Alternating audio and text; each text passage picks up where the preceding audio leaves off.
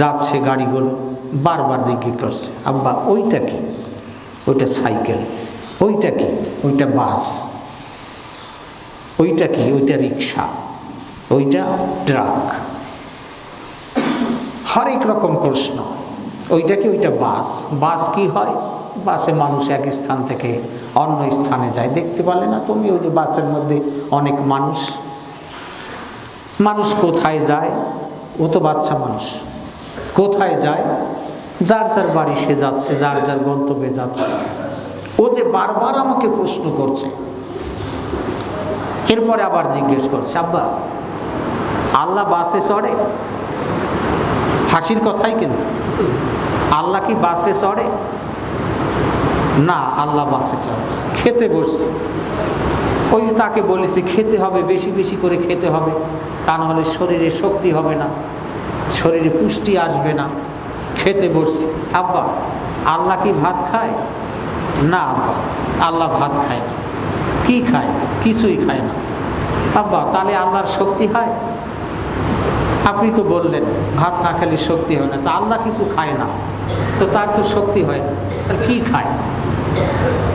তার যে প্রশ্নগুলো আমার মনে পড়ে যায় যে আমি যখন ছোট ছিলাম, ঠিক আমার মার কোলে যখন ছিলাম, বাবার কোলে যখন ছিলাম, তখন এইরকম হাজার প্রশ্ন আমি মাকে করেছি, বাবাকে করেছি।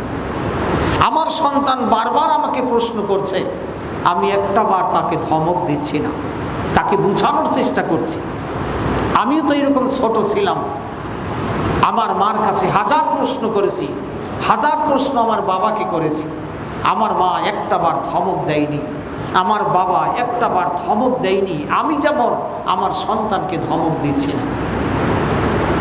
আল্লাহ রাব্বুল আলামিন বলতেছেন, তোমার মা অথবা তোমার বাবা অথবা উভয়ের কোনো একজন যখন বার্ধক্যে যাবে, বয়োবৃদ্ধ অবস্থায় যখন পা রাখবে, ও সন্তানেরা তোমার মার সাথে তোমার বাবার সাথে কখনোই রুক্ষ মেজাজে কথা বলতে পারো। একটা কথা দুবার জিজ্ঞাসা করেছে, তুমি মেজাজটা গরম করে বলবে, বারবার বলছো, তুমি বুঝতে পারছো না?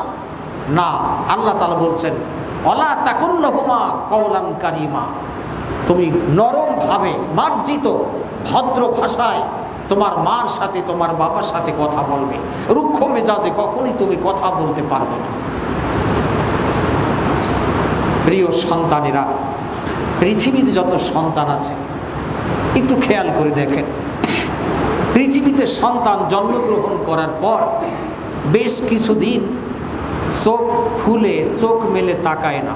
আপনারা নিশ্চয়ই দেখেছেন, সন্তান চোখ বন্ধ তো বন্ধই আছে, বেশ কয়েকদিন পর আস্তে আস্তে করে সন্তান তাকানোর চেষ্টা করে। বেশ কিছুদিন তার চোখ দিয়ে তাকায় না, চোখ বন্ধই আছে। মার পেটে যেভাবে চোখ বন্ধ ছিল, জন্মগ্রহণ করার পর দীর্ঘ বেশ কয়েকটা দিন তার চোখ ওই রকম বন্ধ ছিল।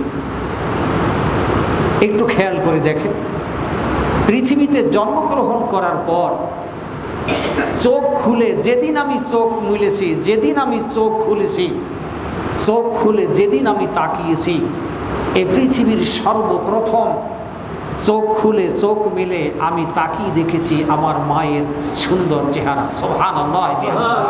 আমি সর্বপ্রথম দেখেছি আমার মাকে, আর কারো কি আমি দেখিনি। চোখ খুলে চোখ মিলে প্রথম আমার মাকে দেখেছি। পৃথিবীতে জন্মগ্রহণ করার পরে সর্বপ্রথম যে আমার আশ্রয় ছিল, এই সর্বপ্রথম আমার আশ্রয় ছিল মায়ের আঁচলের নিচে। সুবহানাল্লাহ। মায়ের আঁচলটি ছিল আমার প্রথম আশ্রয়স্থল।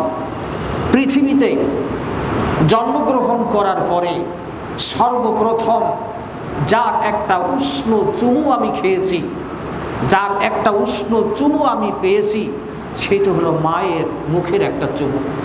প্রথম যে আদরটা আমি পেয়েছি মায়ের আদর। প্রথম যে আমি পৃথিবীতে জন্মগ্রহণ করার পরে যে খাবারটি আমি খেয়েছি, সর্বপ্রথম আমার খাবারটি ছিল মায়ের স্তনের নরম দুগ্ধ আমি পান করেছি।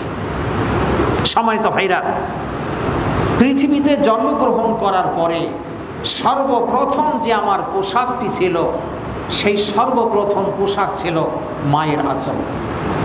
পৃথিবীতে জন্মগ্রহণ করার পর সর্বপ্রথম যার আদর পেয়েছি মায়ের হাতের আদর।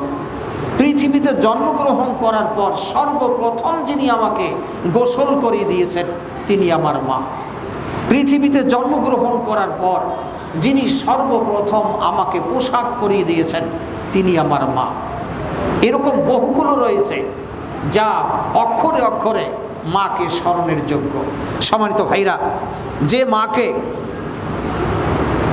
যে মা এইভাবে দাসী হয়ে আমাকে লালন পালন করেছেন, একটু দয়া দিয়ে, একটু করুণা দিয়ে, একটু ভালোবাসা দিয়ে যিনি আমাদেরকে লালন পালন করেছেন, পৌষ মাসের প্রচণ্ড হাড় কাঁপানো শীত, এই শীতের মধ্যে এখন যেহেতু সমাজ পরিবর্তন হয়েছে, পৃথিবীর আমূল পরিবর্তন, এখন যুগের চাহিদায় সব কিছুই পরিবর্তন, কিন্তু এমন একটা সময় গিয়েছে, এখনও আছে, সন্তান জন্মগ্রহণ করার পরে দেখবেন মার পেটে সন্তান, মা আগের থেকেই ছোট ছোট কাঁথা তৈরি করে।